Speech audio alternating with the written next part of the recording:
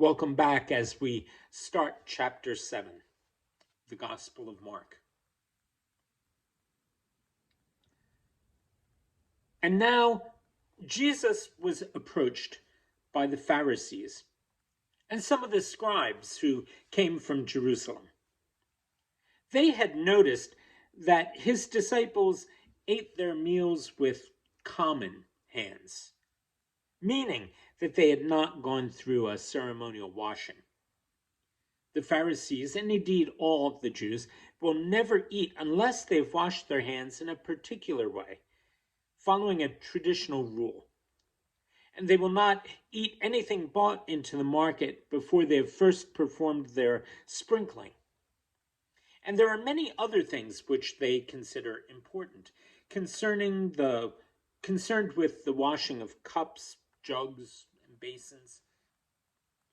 So the Pharisees and the scribes put this question to Jesus: why do your disciples refuse to follow the ancient traditions and eat their bread with common hands? Jesus replied, "You hypocrites! Isaiah described you beautifully when he wrote, 'This people honoreth me with their lips, but their heart is far from me.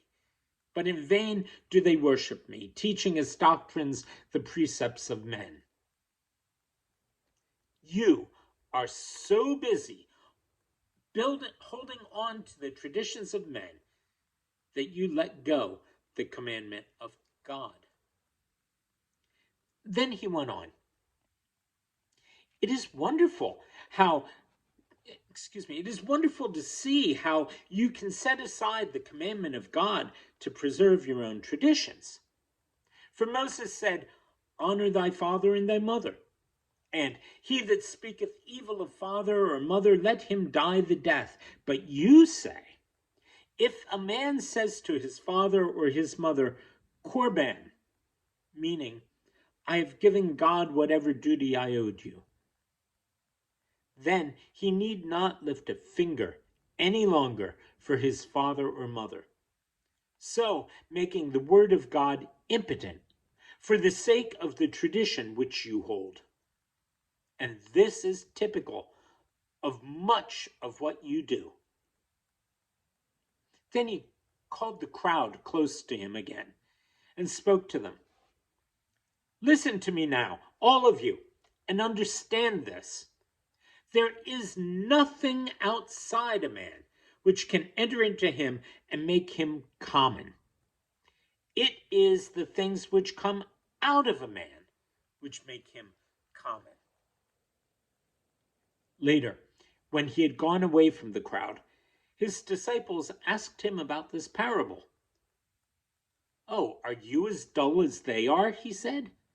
"Can't you see that anything that goes into a man from outside cannot make him common or unclean? You see, it doesn't go into his heart, but into his stomach, and passes out of the body altogether, so that all food is clean enough. But," he went on, "whatever comes out of a man, that is what makes a man common or unclean. For it is from inside, from men's hearts and minds, that evil thoughts arrive: lust, theft, murder, adultery, greed, wickedness, deceit, sensuality, envy, slander, arrogance, and folly.